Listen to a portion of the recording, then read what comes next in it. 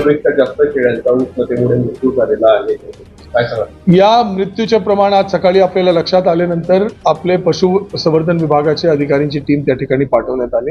या सर्व अधिकाऱ्यांनी त्या ठिकाणी भेट दिला आणि भेट देऊन त्या ठिकाणी त्यांनी तपासणी केली। माझी सर्व पशुपालकांना या संबंधमध्ये याची पंचनामा करण्यात आली आणि त्या संबंधित शेतकरीला त्याच्या मोबदल्याचा प्रस्ताव पण आपण तयार करतो।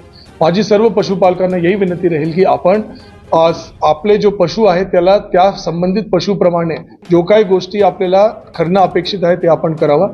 याची मार्गदर्शन करण्यासाठी जिल्ह्यामध्ये सर्व LSS आणि LDO ला सूचना करण्यात आलेल्या आहे। खासगी प्रॅक्टिशनर्सला पण सूचना देण्यात आलेल्या आहे। याच्यामध्ये बेसिकली फॉगिंग मशीन, जसे आपल्याकडे म्हशी या गाय असेल तर त्या ठिकाणी फॉगिंग मशीन असणं पाहिजे, गोठे असणं पाहिजे, शेड नेट असणं पाहिजे, त्याला व्यवस्थित आणि पुरेशा संख्येमध्ये पिण्याच्या पाण्याची सोय असणं पाहिजे। आज आपल्याकडे 87 गावामध्ये 101 टँकर चालू आहे। त्या ठिकाणी प्रत्येक जनावरांसाठी पण आपण नियोजन करून आपण टँकरची सोय करून दिलेला आहे। टँकरचे जो काही चालक आहे त्यांना सूचित करण्यात आले की फक्त एकच ठिकाणी ना टाकता ज्या ठिकाणी ओटे जनावरांसाठी पण बांधून देण्यात आलेले आहे त्या ठिकाणी पण आपण पिण्याच्या पाण्याची सोय उपलब्ध करून देण्यात यावा।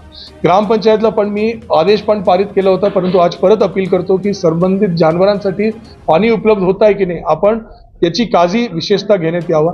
शेड उपलब्ध करून देण्यात यावा आणि सगळे पशुपालकांना माझी विनंती आहे की जो काही गोष्टी आपले LDOनी आपल्याला सांगितलं असेल त्या सगळे बाबीचे आपण पालन कठोरपणाप्रमाणे करावं। तशाच माझी सर्व आईला विनंती आहे, आशा वर्कर्सला विनंती आहे की लहान मुलं जो 0 ते 6 महिन्याचे वयोगटाचे आहे त्याच्या व्यवस्थित ब्रेस्ट फीडिंग जो सायकल आपले संबंधित डॉक्टरांनी आपल्याला ठरवून दिला असेल त्याप्रमाणे करावं। काही ठिकाणी 2 तास असेल, काही ठिकाणी 3 तास असेल तर त्या आपण व्यवस्थित करून देण्यात यावं। रिपीटेड सायकल आपण वेळेवर आपण ब्रेस्ट फीडिंग करण्यात यावं।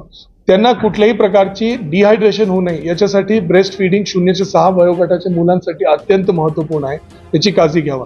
उन्हामध्ये सकाळी 9:30-10 पासून संध्याकाळी 6:30 पर्यंत लहान मुलांनी बाहेर अजिबात पडू नये याची दक्षता प्रत्येकाने संबंधितांनी घ्यावी।